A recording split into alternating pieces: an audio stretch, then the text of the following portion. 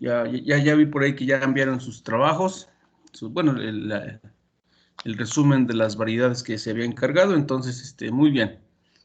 Eso pues va a quedar pues queda como información útil, finalmente es información útil que en algún momento, ahora sí que uno nunca sabe cuándo lo va a utilizar, ¿no? Afortunadamente en la actualidad pues, ya podemos tener pues mucha información en poco espacio, ¿no? Por ejemplo, ahorita me viene a la memoria cuando yo era estudiante como ustedes, y ya estábamos en sexto, séptimo año, y pues procurabas pues tener información para el futuro, y pues era de sacar copias, colegas. Los libros pues eran caros, entonces lo que hacíamos es que con los vales que nos daban para las copias, pues nos poníamos a fotocopiar libros o artículos, y pues luego ya andas cargando muchas cajas para acá y para allá. Pero siempre es bueno tener alguna fuente de información disponible, ¿no? Ahora pues ya con la facilidad de manejar mucha información en los archivos, en poco espacio, que lo puedes andar cargando a donde quiera. Los buscadores también, ahora hay una gran ventaja, entonces, pues qué bueno. Y todo, pues, hay que estar preparados, colegas, para lo que venga más adelante, ¿no? Muy bien, entonces, pues vamos a compartirles la pantalla.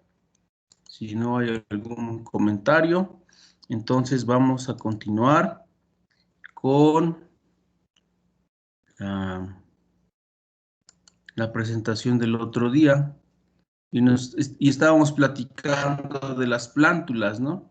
Entonces, bueno, después de comentar algo de las variedades, pues lo que sigue a continuación es pues diseñar el proceso productivo, ¿no?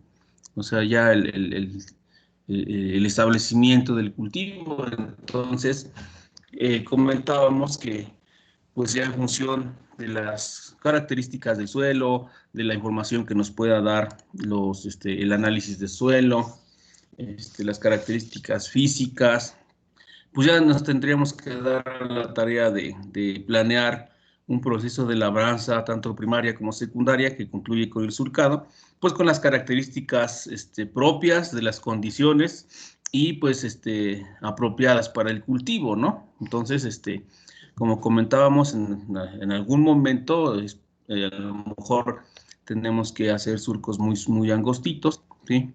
No muy altos, en los sistemas de riego rodado, pues para facilitar la distribución del agua y que el agua suba por el talud de los surcos para que alcance la línea de plantación. De hecho, cuando hacemos este trasplante en riego rodado, pues se incorpora, se va introduciendo el agua al terreno en varios surcos, va avanzando el agua y prácticamente la humedad, el suelo que se va humedeciendo va marcando la línea de plantación, ¿no? Y en ese punto en donde termina, digamos, la región húmeda, pues ahí se va colocando la plántula para que en adelante, pues prácticamente el riego sea por subirrigación. Hay que tener mucho cuidado, pues, con el personal que te apoya en el trasplante, porque a veces lo ponen muy abajo, o a veces no lo ponen bien, o a veces a la hora de hacer el trasplante, pues no hacen bien la colocación de la plántula, ¿no? Ustedes seguramente lo han hecho, y pues hay que, con los dedos al momento de introducir la plantulita, pues lástima que no nos tocó hacerlo acá. Pero bueno, al introducir la plántula, al sacar los dedos, tienes que presionar un poquito el suelo alrededor del bulbito pues de la plántula para que no queden cavidades de aire, pues que después pueden afectar la plántula y se puede deshidratar, ¿no? Entonces, eso es importante. Ok, entonces ya habíamos comentado esto de las labores necesarias. Aquí se ejemplifican algunas, no obstante, pues puede haber más o puede haber menos, ¿no? Entonces, por ejemplo, algunos sitios que tienen la posibilidad, ya que hicieron, por ejemplo, el subsoleo, si es necesario, el barbecho, el rastreo, si ven que hay un poco de terrones, pues meten un equipo que se llama rototiller, precisamente para deshacer los terroncitos que pueden quedar y de esa manera lograr una cama de siembra lo más suave para el crecimiento tanto del sistema de raíces el crecimiento de la estructura que forman las hojas en la parte de abajo, que finalmente va a dar origen al bulbo, ¿sí? Esa estructura que crece en sentido vertical en la primera fase de desarrollo de la planta, en la primera estación de crecimiento, y pues que sea suave, pues que permita un buen desarrollo en crecimiento, en el crecimiento en el sentido horizontal de lo que son las catáfilas que van a estar acumulando las reservas y que van a formar el bulbo, ¿no? Y ya pues en algunos casos, cuando la infraestructura lo permite, pues estar colocando las cintas de goteo, ¿no? Que puede ser manual, de forma manual, como está aquí, como lo hacemos nosotros aquí en el campo, que lo hacemos de forma manual, o pues la otra es con máquinas, ¿no? Entonces, por ejemplo, acá se observa, está un tractor colocando en la cama de los surcos. Y ya comentábamos, por ejemplo, en unidades pequeñas de producción, y que, bueno, que el proceso de plántula se va a hacer por medio de almácigos. Más o menos, colegas, en promedio se debe distribuir la cantidad de semilla por hectárea de cebolla, más o menos en 50 metros promedio, ¿no? En un almácigo de 50 metros cuadrados es suficiente superficie para poder colocar el número de plántulas que vamos a llevar a una hectárea, ¿no? Si queremos que no estén tan apretadas, pues podemos subirlo a 60 metros cuadrados, más o menos, ¿no? O bajarlo a 45 metros cuadrados, pero el promedio más o menos son 50 metros cuadrados de almácigo, ¿sí? Y pues ya dependerá de qué tan denso o menos denso que querramos manejar la plantulita, pues eso lo podemos incrementar sin mayor problema. Ajá. Por ejemplo, si fuera un lugar en el que la producción de plántula va a coincidir con ambientes húmedos, a lo mejor valdría la pena pues ampliar un poco más el almácigo para que haya una mejor circulación del aire, ¿no? Entre las plantas y entre las hileras de plantas. Entonces, como les comentaba, en la actualidad la semilla pues se vende por unidades, en la mayoría de los híbridos en la actualidad se vende por unidades.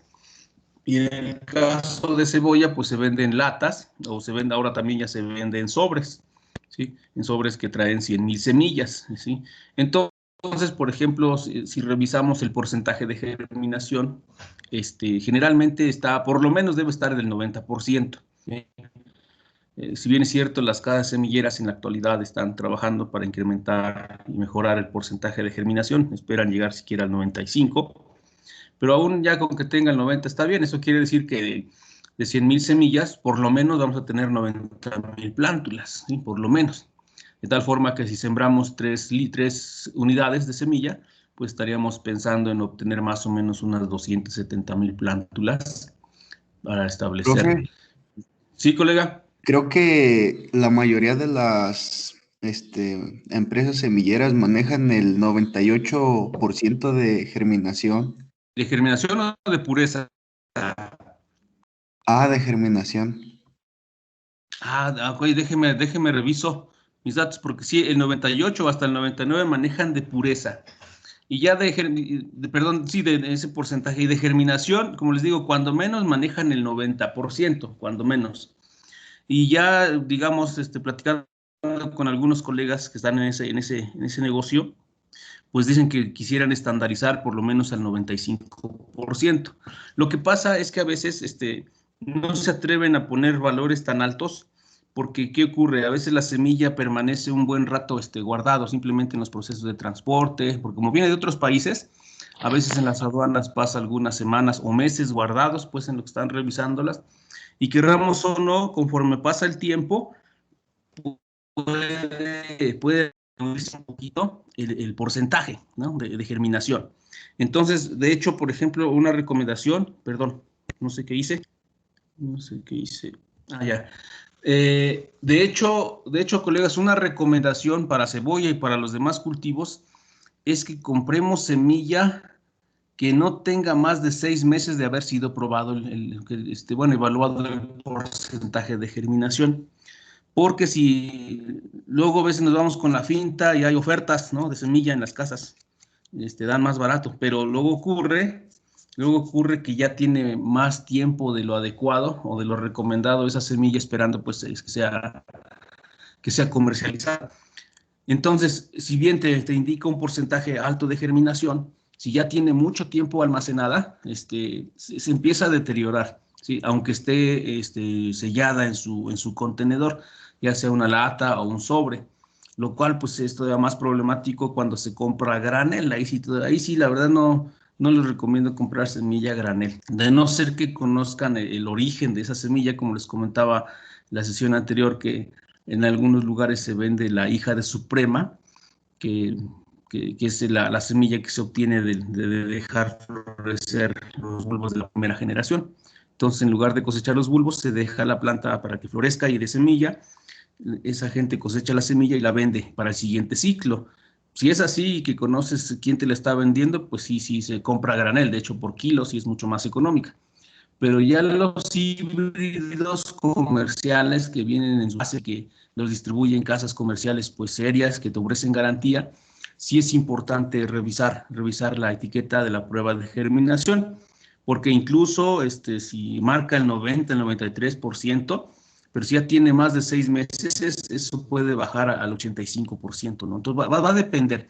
Y también va a depender, o sea, por eso esa gente dice que pretende subir un poco más porque luego también depende del manejo de que le hagan los que distribuyen. A veces la pueden estar manejando en condiciones de alta temperatura, entonces querramos o no, pues eso va impactando de manera negativa el porcentaje de germinación de la semilla. Ojalá pudiéramos llegar a los porcentajes altos, ¿sí? Como usted comenta, pues garantizando que vamos a conseguir semilla nueva, ¿no? Nuevecita, ahí sí, y digamos, considerando los procesos de manejo en la producción de semilla, que son bastante cuidadosos, muy exigentes también en manejo, porque por medio del prestigio de las empresas, ¿no? Pero digamos, en promedio, por lo menos un 90% hay que asegurar. Ajá. Ya si podemos lograr el 95, o como dice usted, el 98, excelente, ¿no? Eso pues nos ofrece un producto de mejor calidad, ¿no?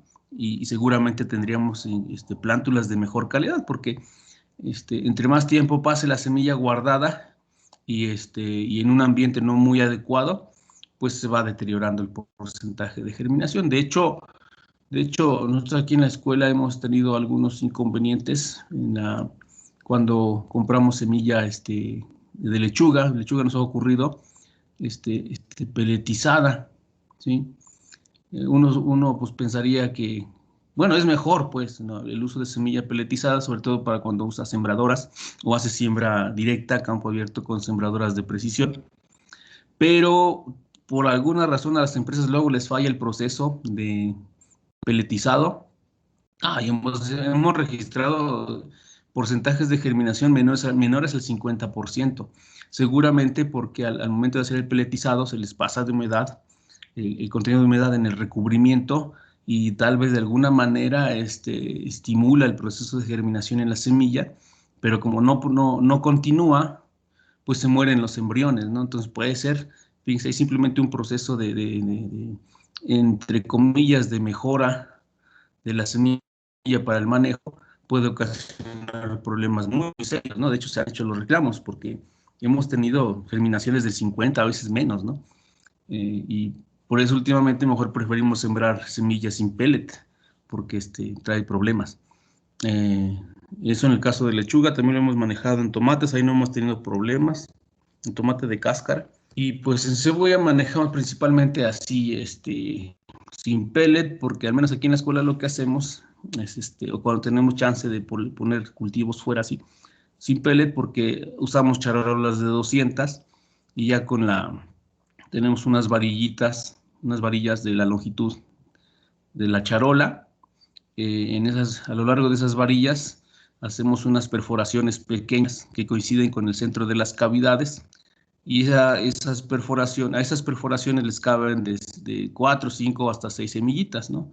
Entonces, eh, haz de cuenta que pones la semilla en un contenedor largo, y luego esa varillita la sumerges, vamos a llamarla así, aunque no es un líquido la semilla, en el contenedor de semilla, la sacas y atrapa las semillitas en las cavidades que le hiciste a la varilla, lo llevas a la charola y lo das la vuelta y pues, se descarga la semillita en las 20 cavidades o las 10 cavidades, según la longitud que prefieras manejar.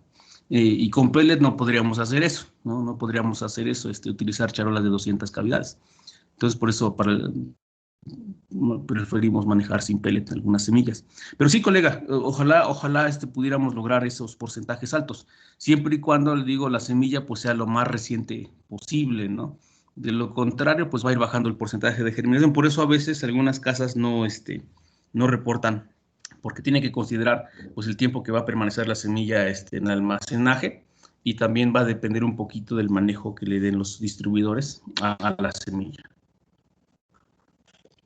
Pero sí, ojalá pudiéramos lograr esa parte, ¿no? Entonces, ok, entonces vamos viendo esto de los almácigos, ¿no? Tú les comentaba que los metros cuadrados del almácigo, por lo menos un promedio de 50 metros, ya si queremos que la planta crezca un poco más holgadita, sin tanto amontonamiento, podemos incrementar, ¿no? Este almácigo que les comento acá, es un almácigo gigante, ¿no? Se colocaron más o menos 180 latas, es 1 hectárea de almácigo. Y pues bueno, aquí el productor pues puede ir sacando plántula, porque a veces ocurre que no se puede trasplantar todo en un momento. Imagínense cuánta mano de obra se requeriría para trasplantar por lo menos 60 hectáreas, ¿no? Considerando que en promedio se establecieran 3 latas por hectárea de semilla, pues esto está establecido como para 60 hectáreas, ¿no? Imagínense 60 hectáreas y 1 hectárea en promedio requiere de unos 20 en promedio personas, pues es un montonal. A veces no es posible.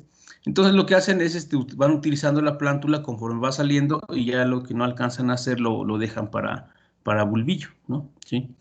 La otra posibilidad, como les comentaba, es el manejo de las charolas, que es lo que comúnmente hacemos aquí en la escuela. Aquí utilizamos charolas de 200 cavidades, al igual que estas personas. Digamos que viene siendo el tamaño digamos, promedio. Hay quien sí puede manejar las de 330, pero ahí las plántulas quedan un poco más apretadas, ¿sí? Entonces las de 200 cavidades está muy bien, y, y ahí más o menos se esperaría lograr, por lo menos, digamos, en una situación ideal, por lo menos unas 800 plántulas, ¿no? Aunque puede bajar hasta 600, 700, 800 plantas, ¿no? Entonces, lo ideal sería 1000 plántulas, ¿no? Lo ideal sería 1000 plántulas por charola, para que con para que con 200 charolas o 250 charolas, pues tuviéramos suficiente plántula para establecer una hectárea de terreno. Como les comentaba, va de 200,000, 220,000, 250,000. Ya en los sistemas que ponen hasta 4 hileras, puede llegar hasta 300,000 plantas por hectárea, ¿no? Incluso hay quien dice que se puede poner más, pero ya habría que considerarlo, porque a mayor número de plantas por metro lineal, pues ya puede haber problemas, nos puede afectar los tamaños, ¿no? Entonces hay que pues tener en cuenta eso, sobre todo si hemos seleccionado un material de bulbo grande. Entonces puede haber ya problemas ahí de competencia por el espacio. Si bien los bulbos ya cuando se desarrollan se van acomodando en el suelo, pero aún así puede haber problemas de formación. Ajá. Entonces, esto es, digamos, que la parte como, ¿no? Se utiliza turba para llenar las charolas, se coloca la semilla de cebolla o de cualquier otra especie, en este caso pues cebolla, y se cubre con vermiculita, ¿no? Que aquí se observa en la imagen, este sustrato de color claro, es la vermiculita que está cubriendo el sustrato oscuro, que es turba, y pues es un sustrato que retiene una buena cantidad de humedad, es muy ligerito, y pues facilita en mucho el proceso de emergencia. Ajá. Entonces, se dan cuenta, aquí tenemos dos, hay charolas con una, hay charolas hasta con 4 o 5 plantulitas. Por eso les comentaba que en promedio va de 600, 700, y pues hay que tener también aquí mucho cuidado con la gente que nos ayuda a sembrar, porque muchas veces esta siembra es manual. ¿sí? Entonces, hay gente que le pone muchas semillas, pues no, eso no debe ser correcto porque se echan a perder las plántulas. Por ejemplo, aquí tenemos 5 plantulitas, no, 4 plantulitas, en fin. Lo ideal sería tener, como les comentaba, un promedio al menos de 4, ¿sí? Para que Entonces, por ejemplo, si esperamos unas 800 plantulitas en promedio por charola, pues eso nos lleva a que, con base en el porcentaje de germinación que se reporta en el envase, tendríamos que calcular el número de semillas que yo debo sembrar en una charola, ¿verdad? Para que yo pueda lograr pues las 800 plantulitas, ¿no? Entonces, vamos a ver, sería 800.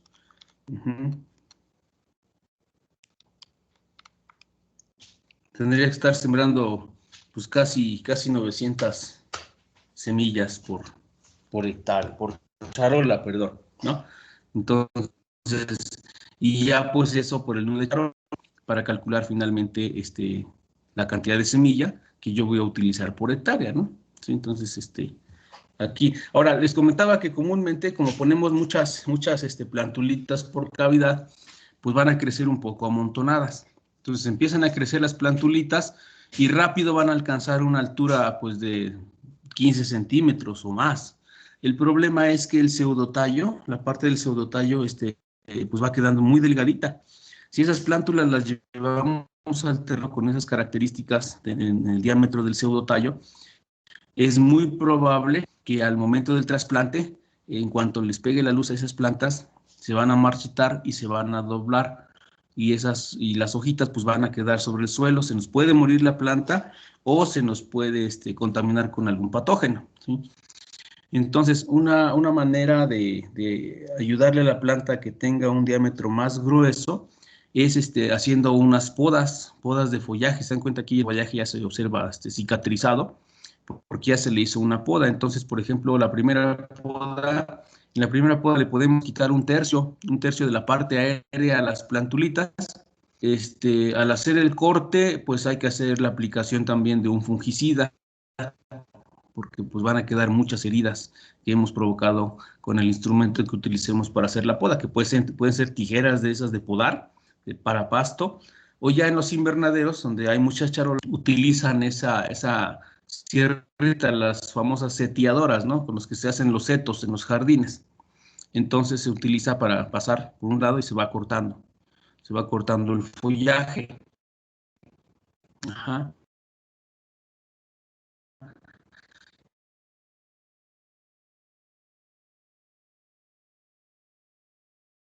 Es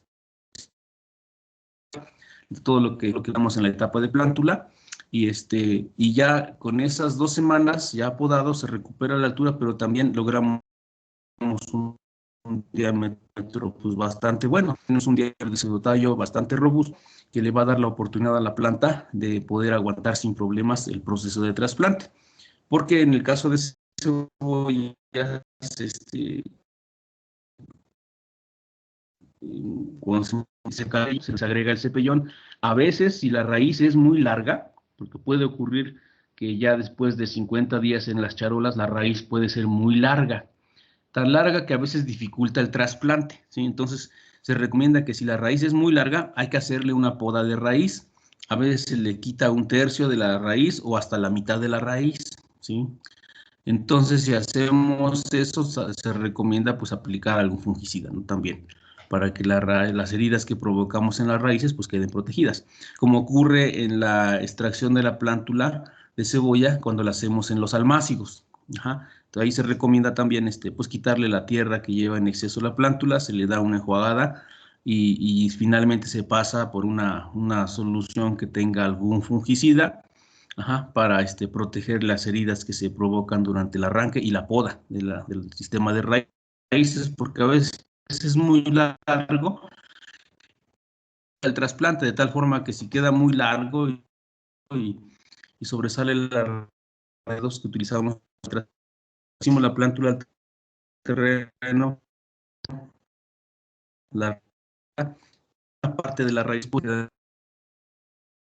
se va a morir y, y también va a representar la, pues en contacto. Ajá. Y como les comentaba, la otra posibilidad, y que ahora está, pues sí está tomando auge con los productores de cebolla, es el manejo de los bulbillos. Entonces las plántulas se dejan desarrollar un tiempo más en los almácigos hasta que alcanzan más o menos estos tamaños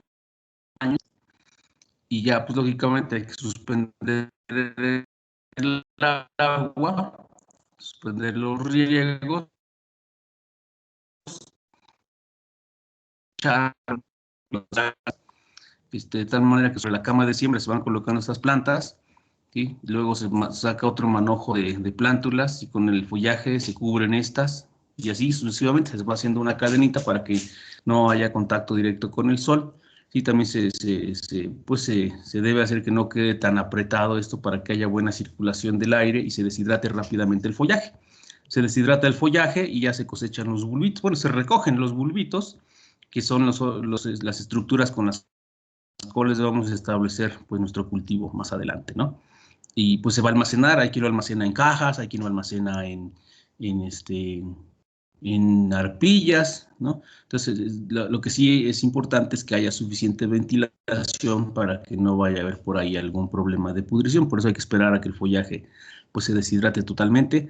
Aquí la parte de arriba pues también se cierre bien, se almacenan los bulbillos algunas semanas, algunos meses, ¿sí? Según sea el caso, y esas son las estructuras que utilizamos para llevar al campo. Entonces, se dan cuenta aquí, este es un trasplante con bulbitos, en donde se colocaron los bulbitos y ya está saliendo el sistema de follaje una vez que el bulbito detecta que hay humedad en el suelo, se estimula, se reactiva otra vez su proceso pues, de crecimiento y empieza la producción de hojas, ¿sí? A partir del tallito que está aquí, ¿sí? Si recuerdan, pues este es el tallito verdadero de la planta de cebolla. Aquí están insertos las hojas y a partir de esta estructura pues van a emerger las raíces y de aquí arriba pues el nuevo sistema de follaje, ¿no? Y hagan de cuenta que es como si fueran plántulas, o sea, a diferencia de los plantulitos, pues usamos bulbitos. Eh, pues bueno, como digamos que las plantas de cebolla se dejan un poco más de tiempo hasta alcanzar este tamaño, pues implica que hay que dejarlo, no sé, unos 20 días más sobre el almácigo, a veces más, hasta 30 días.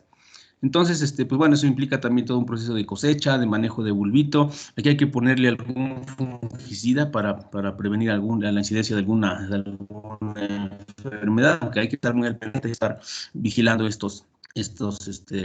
donde almacenamos el bulbito, porque quiera querramos o no, pues esto sigue siendo una estructura viva. Si bien es cierto, tiene una actividad metabólica muy baja, pues sigue habiendo respiración, entonces se puede incrementar la temperatura, puede haber incrementos en la humedad y pues bueno, hay que estar muy al pendiente de que no se vaya a presentar por ahí alguna pudrición que puede ocurrir. Ajá. Y pues bueno, vemos aquí ya un cultivo más desarrollado, que puede ser con bulbito o puede ser con plántula, ¿no? ¿Sí? Entonces vean ustedes, empieza ya el desarrollo. Aquí estábamos hablando de la primera fase de desarrollo de la planta de cebolla, cuando se está constituyendo el sistema de follaje, ¿sí? Hasta alcanzar pues su máxima altura, su máximo vigor. Ya la mayoría de las hojas prácticamente están maduras fisiológicamente. La estructura que va a dar origen al bulbo pues está totalmente alargada. Y ahora lo que sigue es que estas hojas pues empiecen a trabajar para llenar el bulbo, ¿no? Entonces ya está el sistema de follaje. Se dan cuenta que por aquí viene todavía una hoja nueva, pero ya el sistema en general está bien constituido, un follaje bastante robusto, y lo que está haciendo ahora es estar canalizando reservas para que esta estructura alargada, fíjese que aún no se ha llenado, empiece a llenarse, ¿sí? Empiece a acumular reservas gracias al trabajo del sistema de follaje y empieza a llenarse el bulbo, ¿sí? Entonces, como les comentaba, es muy bonito ir al campo cuando está el crecimiento de los bulbos, porque aquí alrededor o sobre la línea de plantación se empieza a abrir el suelo e incluso se ven ahí los bulbos, ¿no? Se ve bastante, bastante bien. Entonces aquí estamos en pleno llenado, ya estamos aquí en la fase de desarrollo 2, cuando el sistema de follaje y el sistema de raíz, cuando ya está bien constituido, pues trabaja para absorber agua y nutrientes que va a canalizar el follaje y este va a estar trabajando aquí. Pues se dan cuenta, no hay malezas. Tenemos que evitar precisamente la presencia de malezas para que no sea un impedimento en la captación de radiación. El follaje pues debe estar lo más sano posible, que no haya ni manifestación de plagas ni de enfermedades, ¿sí? Pues en lo posible habrá momentos en los que a veces no se puede controlar eso, pero hay que estar muy al pendiente. Ustedes saben que los cultivos de hortalizas, pues hay que estarlos checando por lo menos, pues una vez al día, por lo menos, porque son sistemas, pues igual muy demandantes de mano de obra, de inversión, y pues hay que estarlos cuidando, ¿no? Ahora, pues ya seguramente con la tecnología en el uso de drones, pues va a ser un poco más fácil, ¿no? Ya a lo mejor un dron que recorra el predio en sentido pues, norte-sur y este-oeste, y a lo mejor está en sentido diagonal, nos va a dar oportunidad de detectar a tiempo alguna manifestación rara, ¿no? Ya sea en imágenes fotográficas o a través de la captación de algún otro tipo de radiación asociado, no sé, puede ser a que se les descompuso, puede ser que por ahí sale una tusa y te troza la línea de goteo y pues resulta que algunas partes de los surcos van a tener pues otra coloración, otra manifestación, y a lo mejor uno no lo detecta a la primera, ¿verdad? Entonces, por eso hay que estar muy al pendiente, hacer nuestros recorridos, estar caminando pues, en varios sentidos dentro de los predios para cuidar esas situaciones, ¿no?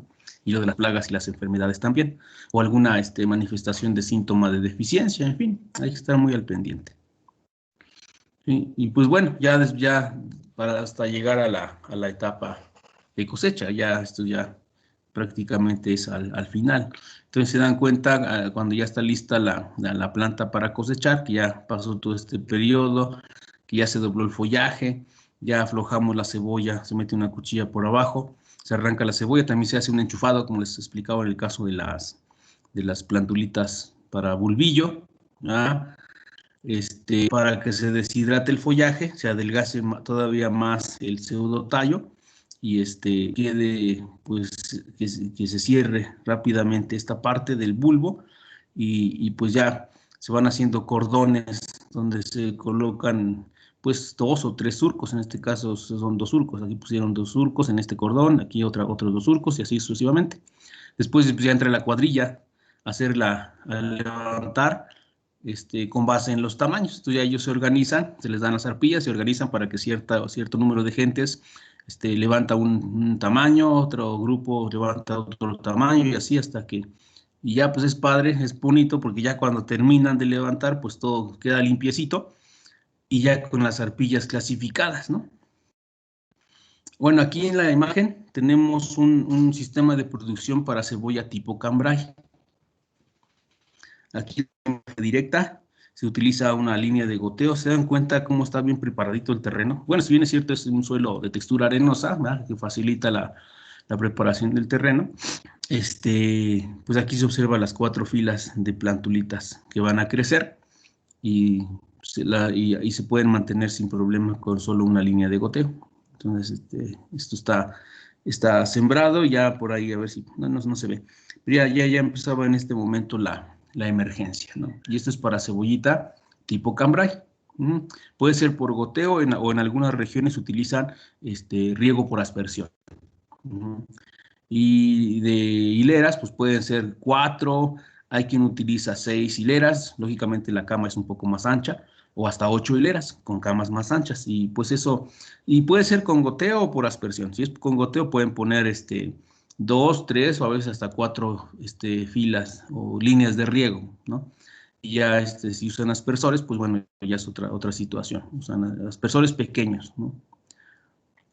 En cuando hablamos de riego rodado, pues es una posibilidad, ¿no? El sistema de riego por compuertas.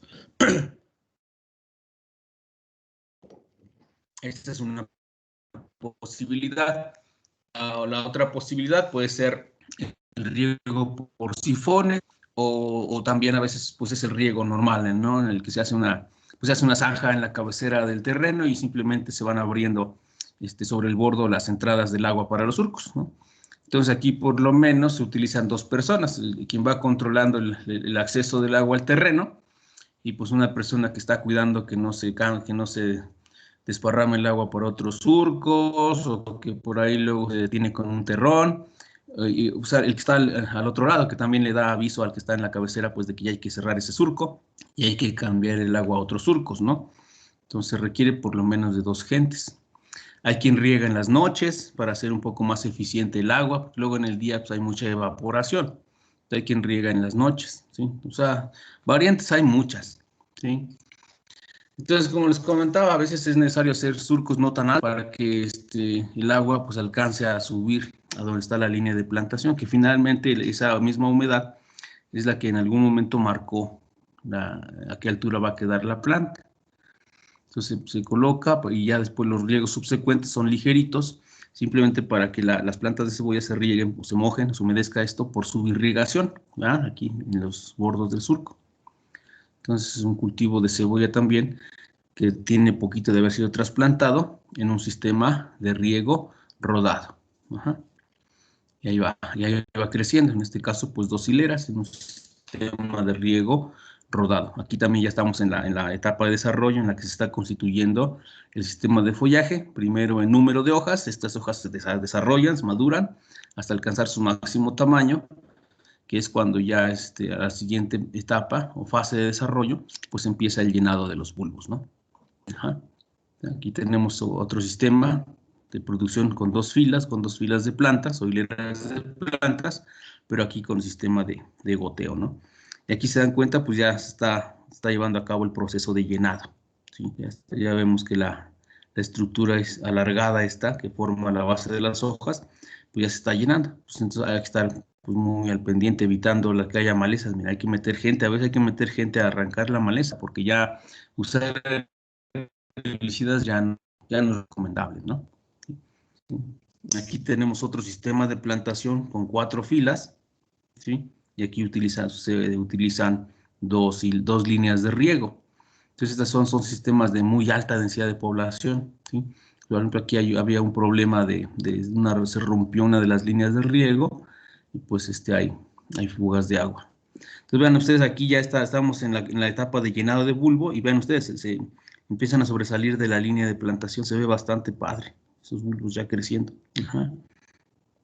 Entonces, por ejemplo, acá en esta imagen, pues imagínense el microclima que se forma aquí adentro en la cama de siembra, ¿no? Tenemos 4 filas, seguramente esta es una unidad de producción que maneja pues por lo menos unas 280,000 plantas, ¿sí? Tienen una densidad muy, muy alta de plantas, entonces hay que ser muy cuidadosos porque pues aquí va a haber problemas en el movimiento del aire, ¿no? O sea, puede ser que en alguna situación de alta humedad relativa pueda encadenar la manifestación de alguna enfermedad, hay que estar muy al pendiente de eso, entonces hay que estar haciendo aplicaciones preventivas de fungicidas cuando detectemos, por ejemplo, niveles altos de humedad relativa, ver cómo se comporta también la temperatura y si hay condiciones que favorecen el desarrollo de alguna enfermedad, pues antes de que eso ocurra hay que estar haciendo aplicaciones de fungicidas, ¿no? ¿Sí? Aquí la misma, el mismo sistema, ¿no? Con un poco de acercamiento, pero vemos cómo ya está llenando los bulbos, ¿sí? Bastante bien.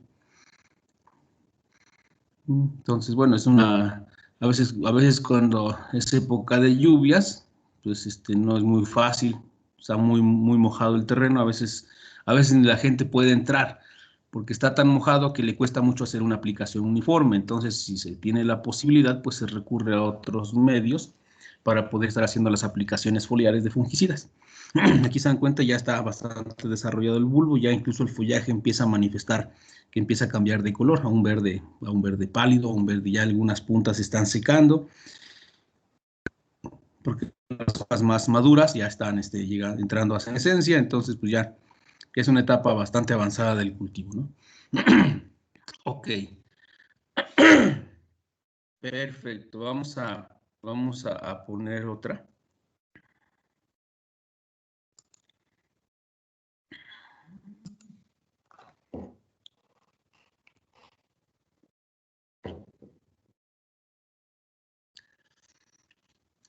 Entonces, Pues ya vimos lo de material, ya vimos lo de la preparación del terreno, ya vimos lo del establecimiento, que puede ser o sea, con plántula, ya sea en almácigo o en charolas, los sistemas de producción de bulbillo, y pues en algunos casos siembra directa, sobre todo para cuando es cebolla tipo cambray.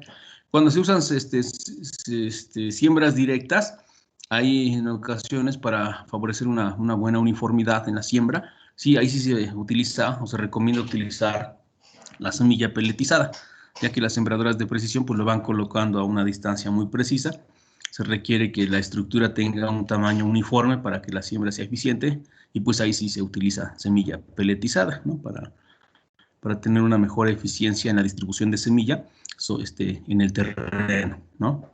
Entonces ahora establecemos el cultivo, empezamos a hacer los riegos, la fertilización, qué sé yo, y pues ahora viene lo bueno, ¿no? Hay que estar lidiando con la parte de plagas, enfermedades y pues algunas fisiopatías que se llegan a manifestar en la planta cuando alguna situación de manejo pues no está bien llevada a cabo, ¿no? Que puede ser el manejo del agua o el manejo del nitrógeno o condiciones de temperatura, ¿no? Que nos pueden provocar floración prematura, división de los bulbos, ¿sí? Principalmente. Entonces, el, el, el problema número uno en aliáceas, en ajo y cebolla, es la pudrición blanca, ¿sí?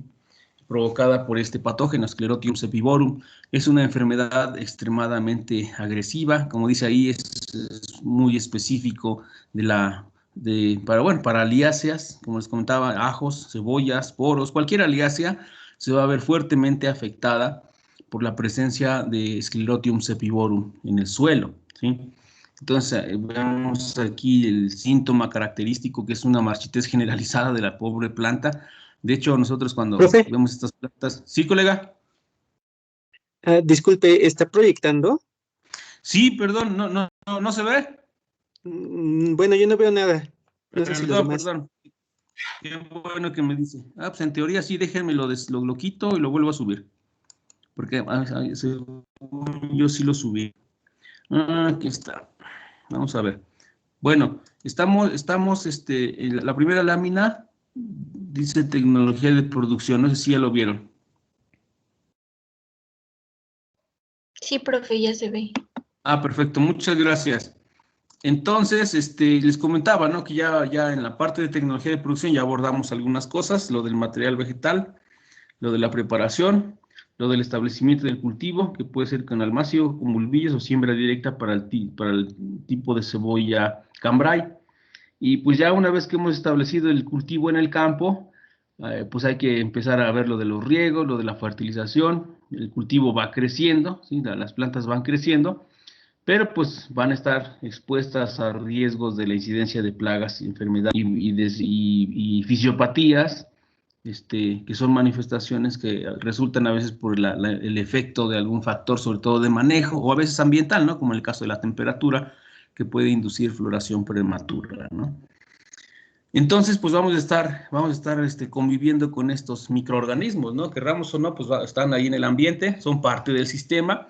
De ahí, pues nos tocará asegurar o procurar que los cultivos que establezcamos, pues los manejemos en suelos en donde no haya habido antes este cultivo, o que pues en las regiones cebolleras es un poco difícil, ¿no? Porque son regiones que se dedican a eso. Entonces, como les comentaba, el problema número uno en aliáceas es la pudrición blanca, así se le llama, pudrición blanca provocada por Sclerotium cepivorum. Y como dice ahí, es un microorganismo pues muy específico para los miembros de la familia Aliaceae, que es ajo, cebollas, porros principalmente, ¿no? Como los cultivos que se manejan para la producción comercial. Entonces, bueno, aquí en la imagen vemos la sintomatología típica, que es una muerte progresiva muy rápida, por cierto. Si uno toma esta planta para observar qué está ocurriendo y la jala hacia arriba para tratar de arrancarla, pues sí se va a arrancar, pero cae siempre sin el tallo, ¿sí? Esta parte se queda en el suelo, se pudre, todo lo que es el tallo se pudre, sufre pudriciones muy rápidas. Hagan de cuenta que este hongo trabaja o su actividad es como si fuera una bacteria muy rápido y necrosa el tejido muy rápido y el olor no es muy agradable tampoco, ¿sí? Desafortunadamente aquí en la escuela tenemos ya problemas de pudrición blanca. Entonces lo que hemos estado haciendo pues, es cambiar los lotes. No obstante, pues, pues como vamos a las prácticas, la misma maquinaria pues lo ha diseminado. Entonces ya tenemos, al menos en el lote X2 está fuerte el problema y un poco en el X1, ¿no? Entonces, sí ha habido problemitas, pero en las regiones cebolleras esto es un problema fuertísimo, porque una vez que un suelo se contamina con este problema, pues pueden pasar décadas, ¿no? En las que esto va a estar presente, ¿sí? Entonces, pues una manera es, pues el manejo del agua es primordial, evitar exceso de agua. Imagínense los sistemas de riego por rodado, pues lo diseminan muy rápido en todo el terreno. El uso de algunos fungicidas que han dado resultado, ¿no? Pero es difícil, vamos a seguir platicando. Dice aquí que los esclerosios pueden permanecer en el suelo pues muchos años, ¿sí? Entonces, imagínense, o sea, digamos que la esperanza de poder lograr erradicar un problema de estos, pues realmente no existe esa esperanza, ¿no? O sea, año con año que se va cultivando cebolla, pues más bien se van multiplicando el número de esclerosios que van a quedar como reserva de esa especie en el suelo, ¿no? Ahora, esterilizar un suelo pues es muy difícil, ¿no? A campo abierto, como lo hacemos en los invernaderos, donde podemos someter a esterilización los sustratos, pues ahí como le hacemos, ¿no? Como les comentaba en alguna ocasión, algo que ha funcionado en la actualidad, pues es el uso de los acolchados, porque más o menos la temperatura óptima de Sclerotium anda entre los 20 y 23 grados. Arriba de 23 se inhibe en buena medida la germinación de los esclerosios en el suelo. Entonces, a veces la colocación de plástico ayuda a que la temperatura se mantenga un poco arriba de esos valores óptimos para el hongo y la severidad del problema baja de manera importante. Pero, pues bueno, habría que considerar el costo que implica poner plástico. Sí tiene sus ventajas, pero ya comentábamos en alguna ocasión, tiene también sus desventajas, sobre todo el costo, ¿no? Dice que una esclerosis por kilogramo de suelo puede causar hasta un 10% de plantas enfermas. Fíjense, un esclerocio por kilogramo, o sea, casi nada. Pero hay suelos que tienen más de un esclerocio en promedio. Entonces, el porcentaje de plantas que se va a morir en un sistema productivo, pues puede llegar al 100%, ¿eh? Eso sí, eso que ni qué. Cuando el suelo está muy contaminado, y que estamos hablando, por ejemplo, de sistemas de riego rodado, donde es fácilmente dispersar el problema, pues sí puede haber muertes del 100%. Es bastante dramático, ven ustedes. Esta es la característica de la enfermedad en campo, manchas muy grandes, pero pues que se van diseminando y llega el momento en que se mueren todas las plantas, ¿no? Porque se disemina el hongo a través del riego y es una muerte completa. Y puede atacar, pues, prácticamente en cualquier etapa, ¿no? Pero es muy característico que ya te ataca en etapas, hagan de cuenta, casi al final de la fase 2, o al final de la fase 1 y durante la fase 2, cuando está llenando los bulbos, ¿no? Aquí se ve incluso la foto. Pero fíjense, vean ustedes, es devastadora esta enfermedad. Dice que los esclerosis se diseminan, pues ya sea por la maquinaria, el agua de riego, o nosotros mismos, ¿no? Cuando hacemos visitas a los campos y que andamos para acá y para allá, pues hay riesgo de estar transportando el problema de unos campos a otros, ¿no? A veces los productores lo que hacen es rotar, pues al menos con gramíneas. Entonces algunos productores lo que hacen es que intercambian sus parcelas con productores de gramíneas para, después los van intercambiando con algunos conocidos para no estar sembrando el mismo cultivo de manera repetida, ¿no? Entonces, en una época se siembra la cebolla, después entra alguien más a sembrar algún otro cultivo, casi siempre alguna gramínea, y donde se sembraba la gramínea, pues se siembra la cebolla, y así lo están manejando algunos productores, pues al menos para retrasar un nivel de infestación severa en sus terrenos, ¿no? Porque la siembra repetida, pues se llega a estos puntos, ¿no? En los que ya prácticamente ese suelo queda inhabilitado para el manejo de aliáceas, ¿no? Aquí se desarrolla bien a temperaturas de 6 a 22.5 grados centígrados. O sea, ¿se dan cuenta? Imagínense una región con temperaturas frescas y que haya presencia de esclerosios. Hay que estar muy pendiente porque hay un alto riesgo de incidencia de esclerotium. Entonces, como les comentaba, a veces la colocación de plástico puede elevar la temperatura del suelo a niveles superiores a esto, gracias a la humedad y al efecto invernadero que se crea en el suelo por la colocación de la película plástica, y eso puede ayudar a disminuir la severidad del problema. Las plantas pues pueden aguantar un poco más, a lo mejor no se manifiesta el problema o el porcentaje de incidencia pues es más bajo. Entonces, una forma de poder hacer frente a este problema, pues como les comentaba, es la rotación de cultivos, la fecha de siembra, es decir, pues ubicar el cultivo en ambientes un poco más cálidos, ¿sí? Al menos a unos 25 en promedio, porque ya comentábamos que temperaturas más cercanas a 30 pueden inducirnos también división del bulbo, ¿no? Entonces, fechas de siembra o épocas de siembra también lo podemos meter ahí, o regiones de cultivo. Algún fungicida que ha funcionado y que hemos estado aplicando en el sistema de goteo, y si no tenemos goteo lo podemos aplicar con la técnica del drench, es el temazol. Ha funcionado, no al 100%, pero sí ayuda a que las plantas puedan librar de alguna manera una incidencia fuerte de esta enfermedad. No es muy barato, es un fungicida costoso, y vean, la dosis no es tan pequeña, de 2 a 3 litros por hectárea, ¿sí? Lo aplicamos vía el sistema de goteo o se aplica en vía drench para que la planta lo absorba y le ayude a protegerse, ¿sí? Entonces, yo creo que casi la única opción. Otra, bueno, y el manejo del agua también es importante, evitar excesos de agua que favorezcan un ambiente muy húmedo en la zona de raíces, ¿sí? En la zona del cuello, de la planta, en la zona del tallo y de las raíces, porque eso favorece mucho la manifestación de la enfermedad, pues junto con la temperatura, ¿no? Otro problema igual que ataca el follaje principalmente y que hay que estar muy al pendiente porque avanza también muy rápido, mancha púrpura provocada por Alternaria porri, también es una enfermedad bastante agresiva. Y cuando tenemos humedad relativa alta, vientos, temperaturas no muy frescas, híjoles, aguas con esto porque se disemina muy rápido.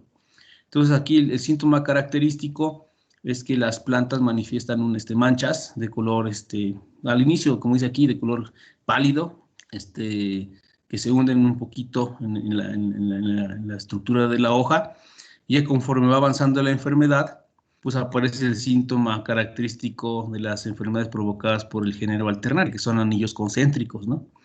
Como ocurre en Alternaria solana, son anillos concéntricos. En Alternaria porri también, nada más que la mancha cambia color púrpura, ¿sí? De ahí su nombre.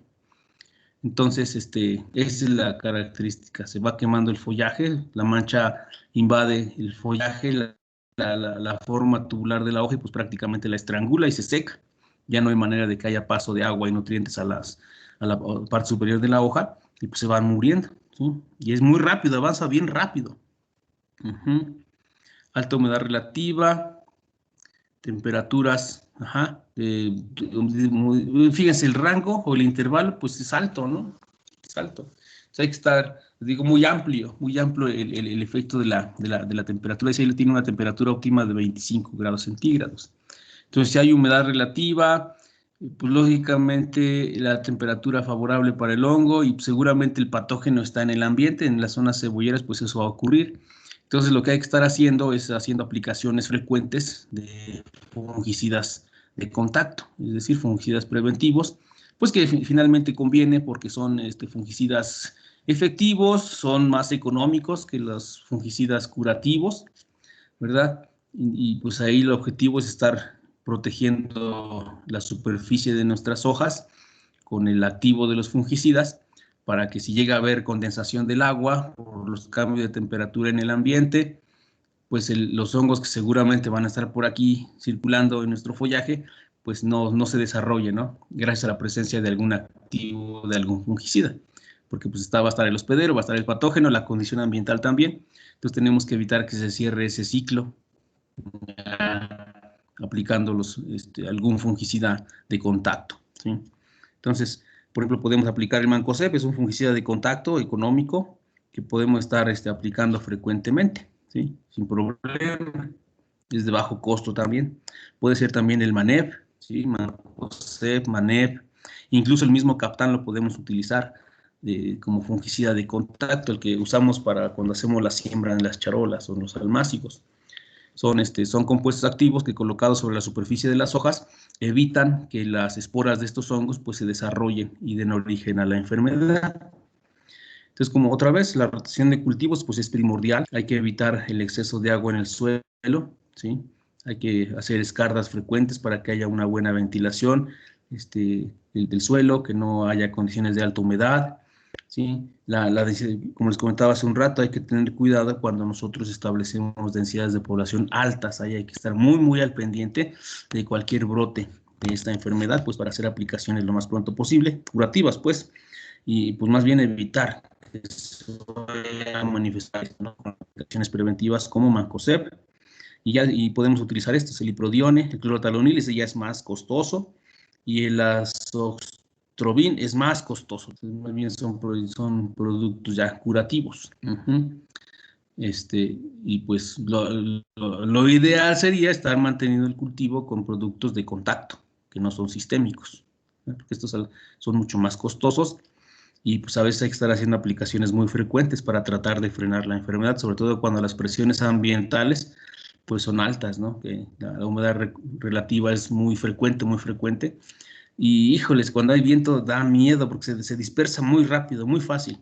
Y pues imagínense, si tenemos un follaje enfermo, metemos la gente a aplicar, o el mismo tractor, pues empieza la diseminación muy, muy rápido, ¿no? Otra enfermedad fuerte, pues es el mildiu. Es el mildiu provocado por Peronospora destructor. Y como dice aquí, las lesiones más o menos tienen como 1 centímetro en promedio, son lesiones pues de forma un tanto irregular. Pues se presentan prácticamente en la etapa de llenado, ¿sí? A la mitad del ciclo, en las hojas maduras. ¿Sí? Conforme el hongo produce esporas se presenta un moho blanco, también ya cuando está maduro, pues color oscuro, ¿no? Muy parecido a la mancha púrpura, nada más que aquí no hay círculos concéntricos, ¿no? Son manchas más bien irregulares, también hundidas. En la medida que se va muriendo el tejido, pues esta sección de las hojas se va contrayendo y da la impresión de que está hundido y empieza a formar empiezan a formarse las estructuras del hongo que da origen a lo que es el mildiu, ¿sí? Este requiere temperaturas frescas, humedad relativa alta y temperaturas menores a 22 grados. Alternaria, recuerden que requiere de 25, por eso les comentaba que las temperaturas frescas y alta humedad pues van a favorecer al mildiu, y la humedad alta y las temperaturas un poco más calientitas van a favorecer la presencia de alternaria, ¿sí? De cualquier manera, si tenemos alta humedad relativa, pues hay que estar muy al pendiente porque se nos puede presentar, si es un ambiente fresco, se nos puede presentar mildiu, o si es un ambiente no tan fresco, se nos puede presentar alternaria. Entonces, de ahí pues la importancia de estar vigilando nuestros cultivos, estar haciendo aplicaciones preventivas lo más frecuente posible, porque en las aplicaciones preventivas lo que estamos utilizando pues son fungicidas de contacto. Entonces, como no son sistémicos, eso quiere decir que las partes nuevas que va generando la planta con el crecimiento, simplemente el aumento en tamaño de las hojas, deja desprotegido todo el tejido nuevo. Entonces, tenemos que hacer otra aplicación de contacto para que quede protegido todo ese tejido y no haya condiciones favorables químicas para el desarrollo de los hongos. Entonces, y pues es preferible estar haciendo aplicaciones preventivas que curativas, porque cuando ya hay daño, más bien cuando ya hay presencia, pues el daño es severo, y si bien podemos frenarlo, ya nos afectó una buena parte del follaje, ¿sí? Imagínense, aquí se ve un daño fuerte, y también se propaga rapidísimo, ¿sí? Entonces, unas formas, aquí vienen algunas recomendaciones, seguramente en la actualidad, incluso no sé si estén conectados a las páginas comerciales, ¿no? Que luego llegan por internet y pues constantemente salen productos nuevos para algunas cosas. También sale información de qué productos ya no están autorizados, qué sé yo.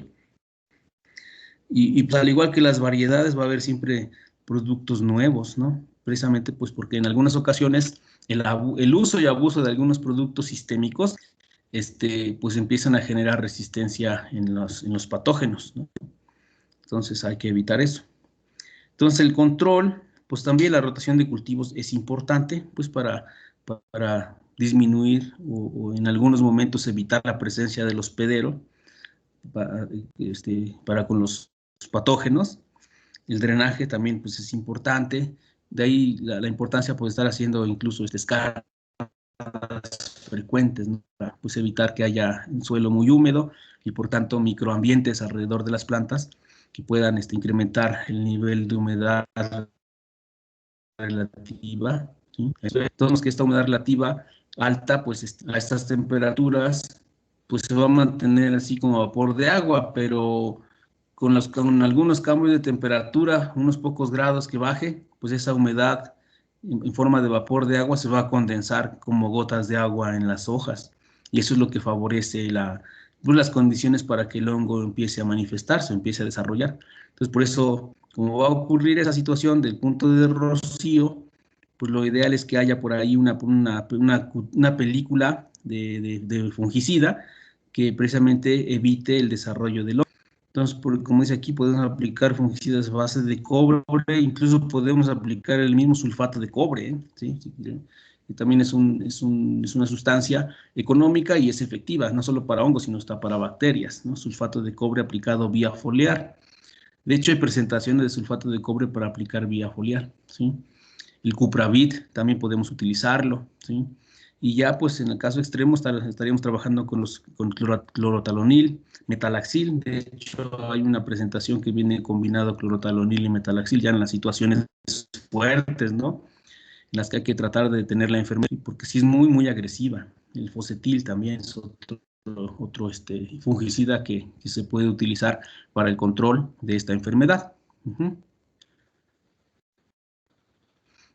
Otro, como les comentaba, que ataca muy frecuentemente en las plántulas, pues es botritis, ¿sí? También es bastante agresivo, sobre todo en las etapas jóvenes, porque nos puede invadir totalmente el follaje. Entonces, botritis manifiesta de la siguiente manera. Dice aquí, las primeras lesiones son de color blanco, con un centro necrótico, ¿sí? Son de tamaño pequeño, rodeado por un halo de color verde claro, ¿sí? En el caso de las plántulas, es muy común que empiece por la punta, por la parte apical de las hojas de las plántulas y rápido, rápido se va comiendo el follaje. Hay que tener mucho cuidado porque botritis en plántulas es bastante agresivo también. Y aunque también se nos puede presentar, si es en invernadero hay riesgo de alternar, y si es en campo abierto hay riesgo de incidencia de peronóspora, ¿no? Entonces también en las plántulas, ya sea en almácigo o en invernadero, hay que estar, pues en principio, evitando el exceso de agua en el sustrato para también de alguna manera contribuir a evitar el incremento de la humedad relativa y pues estar haciendo aplicaciones de fungicidas también, de contacto, ¿no?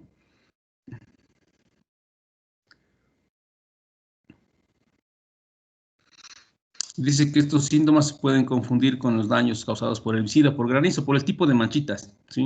Nada más que, por ejemplo, un daño por granizo, pues va a cicatrizar, no sigue expandiéndose. En el caso de la de botritis, pues sí, la mancha empieza a crecer, se va juntando con otras pequeñas manchas y pues hace manchas muy grandes que empiezan a invadir el follaje, ¿no? También se puede confundir con un daño por aplicación de herbicida. Pero bueno, si no hemos aplicado herbicida, pues no va a ser, no, tenemos que descartarlo. Pero si hemos usado un herbicida, como les comentaba en alguna ocasión, a veces si queremos vemos problemas de maleza o queremos prolongar el efecto del herbicida y queremos aplicar después del trasplante, que no es lo más recomendable, pero si fuera necesario, pues hay que bajar la dosis, en principio a la mitad de lo que se aplicó previo al trasplante, y de preferencia aplicarlo con campana para no tocar las plantas. Pero pues, ustedes saben que pues, al ir avanzando, la aplicación, pues uno va medio sacudiendo, moviendo la campana, puede haber por ahí una ligera fuga, el mismo vapor del herbicida puede alcanzar las hojas de la planta de cebolla, y puede haber algunas ligeras quemaduras, hay deformación, de hecho el síntoma característico es que las puntas de las hojas de la cebolla se hacen como si fuera un circulito, como si fuera un arito, ¿sí? Entonces también pues es característico del daño por herbicida. Y pues fíjense, el control puede ser muy fácil. Captan es un fungicida pues no muy costoso para estar haciendo este manejo preventivo y pues ya en última instancia aplicar el clortalonil o el iprodione, ¿no? Estos ya son mucho más costosos, son productos que entran a la planta y nos ayudan a frenar el problema, ¿sí? Nomás que hay que estar muy al pendiente pues para que el desarrollo del problema no esté tan avanzado, porque si no, ya, aunque lo paremos, ya no, la planta ya no responde. Otra situación, otro problema, otra enfermedad, pues es daños por fusarium, ¿sí? Y pues en fusarium pues, es también característico pues ver que hay pequeños daños en el tallo que se mueven hacia las hojas. Si le damos seguimiento a esa escama, a esa catáfila, pues podemos identificar qué hoja se secó, ¿no? La sintomatología es pues característica de lo que ocurre en otras plantas cuando las ataca fusarium, que no es una marchitez completa en la planta, en las etapas iniciales, lógicamente, del daño, y pues podemos ver unas ramas o una parte de la planta que se está marchitando o se muere, y la otra parte de la planta pues permanece más o menos activa, en tanto no se propague a todo el tallo, en este caso a todo el tallo. Se dan cuenta, el tallo es muy chiquito, pues fácilmente puede ser invadido.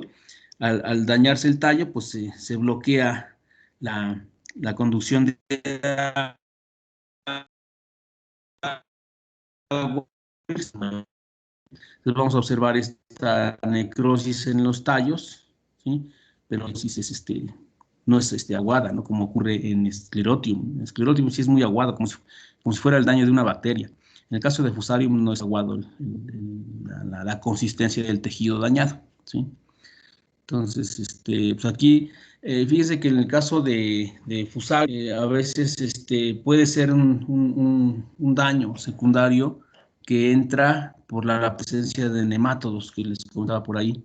Entonces, si en alguna región o en ese suelo tenemos nemátodos, pues de ahí, como les contaba, ojalá siempre fuera posible que pudiéramos tener datos de la microbiología del suelo, porque pues, también ahí van a aparecer, ¿no? Si hay nemátodos, en qué densidad, qué sé yo. Y si hay, pues estar aplicando el producto que más se utiliza, o más bien productos que más se utilizan para el control de nemátodos, es el carbofurán. Cualquier producto que tenga carbofurán y se puede aplicar incluso en la fertilización de fondo, o se puede aplicar en drench, o se puede aplicar como el azufre, ¿no? Al momento del surcado. O la otra es usar carbofurán líquido y aplicarlo en el agua de riego que va entrando. Hace rato veíamos unos surcos en los que entra el agua de riego. Entonces en el canalito donde llega el agua al terreno, ahí se pone a gotear, se prepara el carbofurán líquido en un tambo, 2 litros por hectárea, y se pone a gotear sobre el caudal de agua que va llegando al terreno, y de esa manera incorporamos el carbofurán para pues, mantener a raya las poblaciones de nemátodos. Otro producto que ahora se puede utilizar y que se puede aplicar en el goteo, que igual es un poco más costoso, es el vidate, ¿no? El activo es el oxamil, también puede ser. Y pues ahora en la actualidad hay digamos, hay una alternativa que no es de base sintética, sino algún producto de origen biológico. Me parece que PHC, esa casa que está produciendo productos biológicos, saca un producto que se llama Lilatron, que tiene como activo un hongo del género Paecilomyces que ataca nemátodos. Ajá. Y incluso por ahí también hay algunas cepas de tricoderma que puede atacar nemátodos, ¿sí? Entonces, pero digamos que el número uno sería el Paecilomyces. Entonces, eso puede ser otra alternativa. Incluso hay quien alterna aplicación de nematicidas con el Paecilomyces. Entonces bajas la población con un químico, ya sea el vidate o carbofurán. Carbofurán de preferencia aplíquenlo solo al inicio del ciclo porque es un producto extremadamente residual, ¿sí? Solo al inicio, ya sea la fertilización de fondo o en drench, después del trasplante, o en la corriente de agua que entra al terreno, pero igual poco después del trasplante. No lo vayan a meter cuando se hace el trasplante porque la gente pues va haciendo la actividad y se puede intoxicar. Es muy tóxico, extremadamente tóxico. De hecho, su etiqueta es roja, debería ser púrpura, pero es roja. Es muy tóxico. Entonces, eviten que la gente entre en contacto con este producto. Si lo van a aplicar en drench, pues, que la gente tenga mucho cuidado al manejar el producto, la mezcla que va a estar colocando en sus mochilas, evitar que las mochilas tengan fugas, ¿sí? Que no haya fugas para que no se vayan a impregnar la ropa o la espalda o los brazos con ese producto, porque es muy, muy tóxico. Entonces, al inicio y ya después se puede aplicar tal vez Vidate. También tiene etiqueta roja, pero no es tan fuerte como el carbofurán. Y ya si quieren, ya una vez que se bajan las poblaciones con esos nematicidas, pues para tener pues, controlada la población en el suelo de nematodos, pueden hacer la aplicación del lilatrón. Ajá. No más que pues ahí sí hay que tener cuidado, porque si aplicamos lilatrón y estamos manejando fungicidas, pues no va a funcionar mucho, ¿no? Por ejemplo, si aplicamos lilatrón para controlar nemátodos, pero hay riesgo de que haya esclerotium y aplicamos el tebuconazol, pues no, va a haber problemas ahí con el hongo, con Paeselomices. Ok. Entonces podemos aplicar Tecto 60, que es un producto específico para fusarium, ¿sí? Podemos aplicar Cercovin, ¿sí? Entonces, por ejemplo, estos se pueden aplicar en drench, ¿sí? Pueden aplicar en drench para que vaya pues lo más dirigido posible a la base de las plantas, ¿sí? Y bueno, como dice aquí, fumigación del suelo, pues solamente cuando es posible. A veces cuando tenemos acolchado se puede hacer fumigación, se aplica el fumigante a través del sistema de riego por goteo y el plástico ayuda a que permanezca un buen rato ahí el fumigante, ¿no? Pero es poco común. A campo abierto, pues eso no funciona. Y pues igual, la rotación de cultivos y pues en algunos casos cultivos que tengan resistencia a este patógeno, ¿sí? Entonces, incluso lo que comentábamos en alguna ocasión, a veces las condiciones que favorecen raíz rosada también pueden favorecer la manifestación de fusarium. Por ejemplo, en los suelos que tienen una característica acentuada de expansión-contracción por el contenido de agua, y que cuando los dejamos bajar mucho se agrieta el suelo y que hay rompimiento de raíces, pues es otra entrada que favorece la raíz rosada y favorece la incidencia de fusario. Entonces, pues, lo ideal sería pues, evitar que se presente de manera acentuada esa propiedad del suelo, que es la expansión-contracción, ¿sí? Y como les comentaba, básicamente eso se debe a la presencia de ciertos tipos de arcillas que favorecen esa característica en algunos suelos arcillosos, ¿no? Y el otro problema es la raíz rosada, Foma. Antes se llamaba Pirenocaeta, ahora es Foma terrestris. Y, y pues también está igual, como les comentaba, es una enfermedad que ataca básicamente el sistema de raíces. Se puede favorecer precisamente en condiciones donde el suelo permite la ruptura o nosotros la misma ruptura cuando metemos maquinaria y no tenemos cuidado y que dañamos algunas raíces, pues eso es el principal mecanismo de ingreso, ¿no? Sí. Entonces, como dice aquí, ya los bulbos que tienen esa infección, pues bueno, las raíces manifiestan esa coloración rosada, ¿sí? Dice, y dependiendo de la importancia de la infección, el color se hace más intenso, ¿verdad? Cambiando de rosa a rojo y púrpura oscuro, ya en casos ya muy avanzados, ¿no? Y como dice a continuación, el sistema de raíces se marchita y se muere. Y a veces la planta pues ya no tiene chance de recuperar su sistema de raíces, pues, sobre todo cuando lo atacan en etapas jóvenes, ¿no? Entonces también es un problema muy fuerte, muy severo, pero si ustedes recuerdan en sus materiales que seguramente seleccionaron, al más de uno tiene incorporada resistencia a este problema, ¿sí?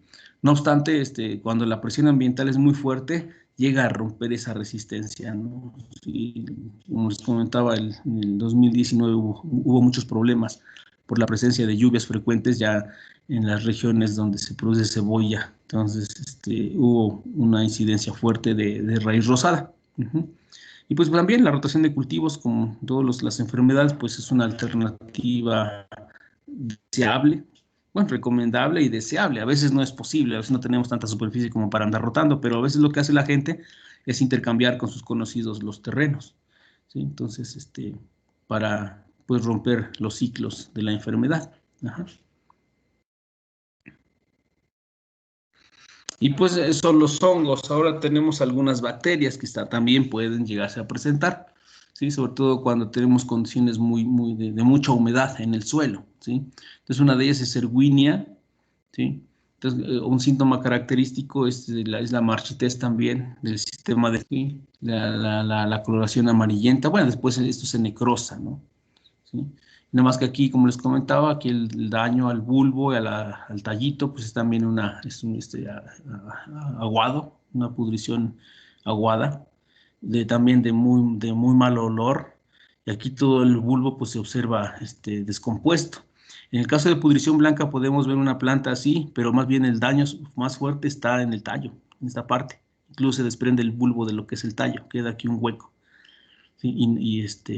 Pero la bacteria es una pudrición generalizada de los bulbos, así como si fuera una bolita de masa, ¿no? Muy blandito el tejido, ¿sí? Pues aquí esta bacteria pues desintegra las capas internas del bulbo, por eso tiene esa consistencia como masosa. Uh-huh. El olor pues es desagradable. Sclerotium también tiene un olor bastante fuerte, ¿no? Sí. Pero es un hongo, es una bacteria, también es un olor fuerte, así desagradable, apestoso. Incluso luego queda impregnado en los dedos. Y pues bueno, hay algunos bactericidas, ¿no? que podríamos utilizar, streptomicinas, gentamicinas principalmente, tal vez de manera preventiva, si sabemos que hay riesgo o la posibilidad de que en esa zona puedan presentar algunos daños por bacterias, podemos utilizar el sulfato de cobre, ¿sí? Que es un producto, como les contaba, es económico y pues también nos puede ayudar a prevenir la incidencia de ataque por bacterias, tanto de hongos como de bacterias.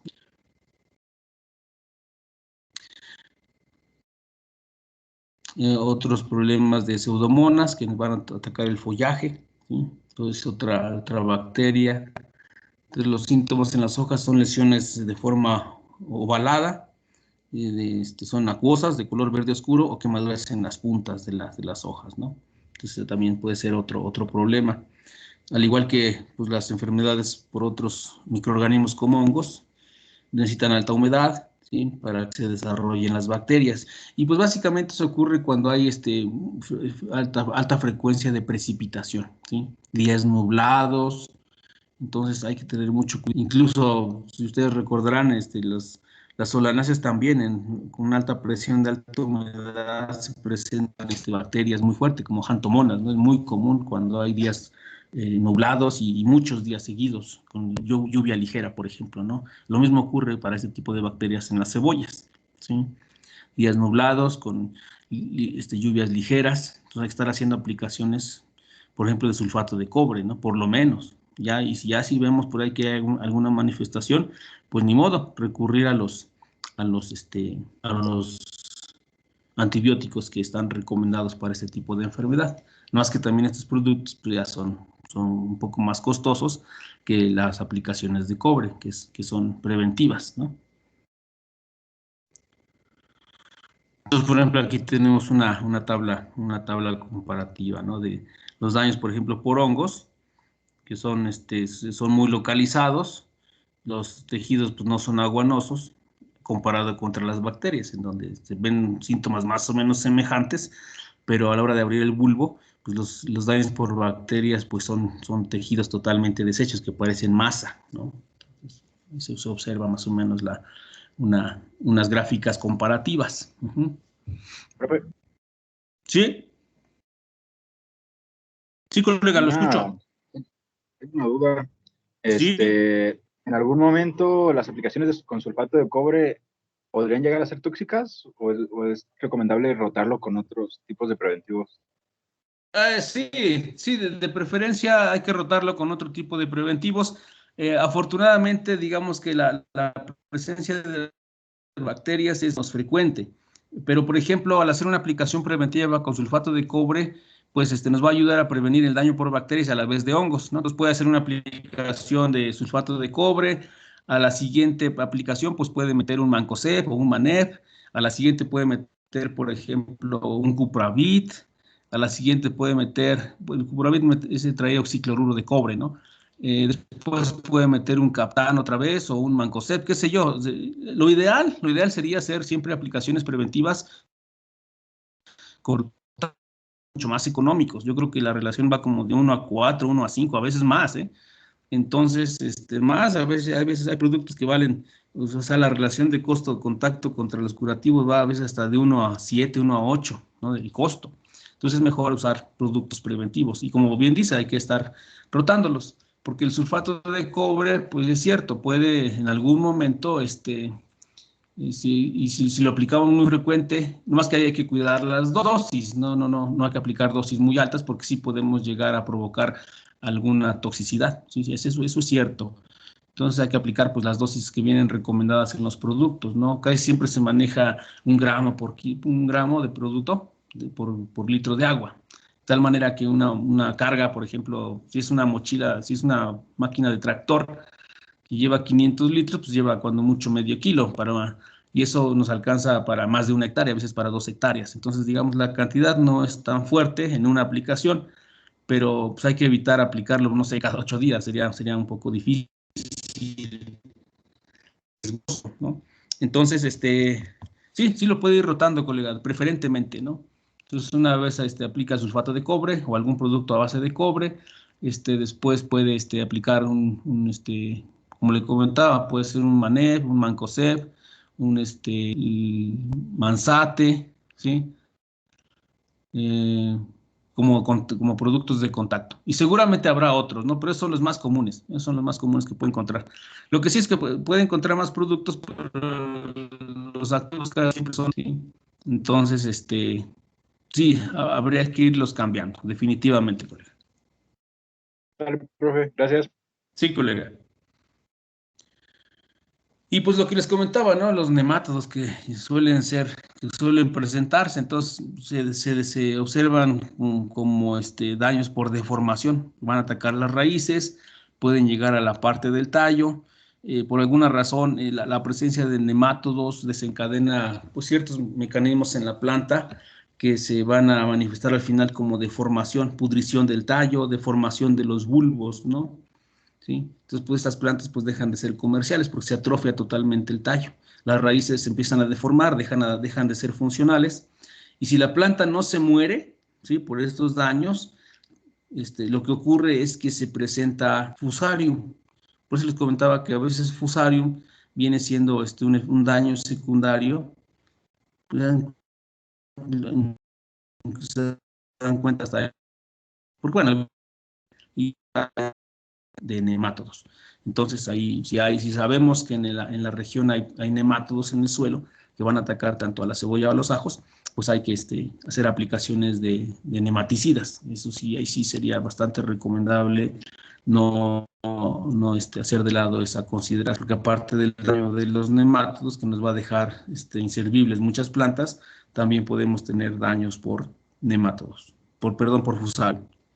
¿Sí? Entonces, como dice aquí, es un parásito interno del ajo y cebolla, pues que va a través de las raíces llegar al tallo y lo destruye, ¿sí? Sus enzimas disuelven las paredes de los bulbos, dejando los huecos en esta parte. Entonces, se comen el tallo y pues dejan un huequito ahí en los bulbos. Lógicamente, pues la planta se va a morir, ¿no? Entonces, para controlar nemátodos se pueden hacer aplicaciones de estos volúmenes o de esas cantidades, puede ser Nemacur, ¿sí? Es otro producto que podemos utilizar. Y como les comentaba, el que más se utiliza es el carbofurán, porque pues es más económico que el Nemacur. Ajá. Entonces, pues, y ahí como les comentaba, no hay que hacer muchas aplicaciones, solamente al inicio del ciclo, por la alta residualidad que tienen estos compuestos. La ventaja del carbofurán es que es un insecticida nematicida. Entonces, por ahí nos ayuda a esas dos cosas. Entonces, como dice aquí, se aplica durante el trasplante o previo al trasplante, o bien hay Nemacur líquido para aplicar en el sistema de goteo. Esa es la ventaja. También el carbofurán, pues hay formulaciones en líquido que podemos aplicar en el sistema de goteo, o si no tenemos sistema de goteo, se aplica en la corriente de agua que entra al terreno por el canal de riego, ¿no? Y pues ahora vendrían las plagas. Esas son las enfermedades y son comunes, colegas. Quien ha manejado cebolla seguro se ha encontrado con alguno de estos problemas, ¿sí? O con más de uno, ¿sí? Porque si hay alternaria es muy probable que haya peronóspora. Y pues ya ver pudrición blanca, híjole, sí, ya es una situación así de prácticamente de miedo, porque los suelos pues quedan inhabilitados para sembrar este tipo de ¿Profe? cultivos. O de lo contrario, sí, colega. Yo tengo una duda. ¿En las Sí, cebollas también se les da la bacteria que es esta Clavibacter, me parece? Clavibacter, ya, Clavibacter michiganensis, ¿no? El cáncer bacteriano en solanáceas. No, no, bueno, que yo sepa, no ha habido reportes. No sé si haya por ahí algún reporte, pero Clavibacter, hasta donde yo sé, no es eso, se da básicamente en solanáceas, ¿no? Pues la característica es eso, ¿no? Que también se va sobre los haces vasculares del tallo, no los bloquea y la planta pues se muere, ¿no? Que yo sepa, colega, en cebolla, no, desconozco. No sé si usted haya escuchado algo por ahí, pero no, pues ya sería como que la acabose, ¿no? Imagínense, pudrición blanca y aparte clavibacter, pues ya no, como que no habría futuro.